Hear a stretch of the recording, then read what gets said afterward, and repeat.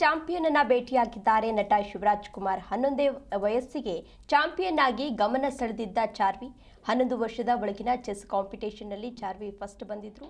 ಪ್ರಧಾನಮಂತ್ರಿ ಮೋದಿಯಿಂದ ಶ್ಲಾಘನೆಯನ್ನ ಪಡೆದಿದ್ರು ಚಾರ್ವಿ ಅವರು. ಇಂದು ಬೆಳಗ್ಗೆ ನಟ ಶಿವರಾಜ್ ಕುಮಾರ್ ಅವರು ಭೇಟಿಯಾಗಿದ್ದಾರೆ.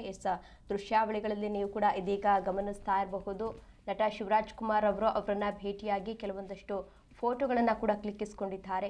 ಚೆಸ್ ಚಾಂಪಿಯನ್ ಚಾರ್ವಿಗೆ ಶುಭ ಹಾರೈಸಿದ್ದಾರೆ. ಅಂದರೆ ತಮ್ಮ ಮುಂದಿನ ಜೀವನ ಯಾವಾಗಲೂ ಕೂಡ ಸುಖಮಯವಾಗಿರಲಿ, ಯಾವಾಗಲೂ ಕೂಡ ಯಶಸ್ಸು ನಿಮಗೆ ಬರಲಿ ಅಂತ ಹೇಳಿ ನಟ ಶಿವರಾಜ್ ಕುಮಾರ್ ಅವರನ್ನ ಭೇಟಿಯಾದಂತಹ ಸಂದರ್ಭದಲ್ಲಿ ಮಾತುಕತೆಯನ್ನು ನಡೆಸಿ ಶುಭ ಹಾರೈಸಿದ್ದಾರೆ.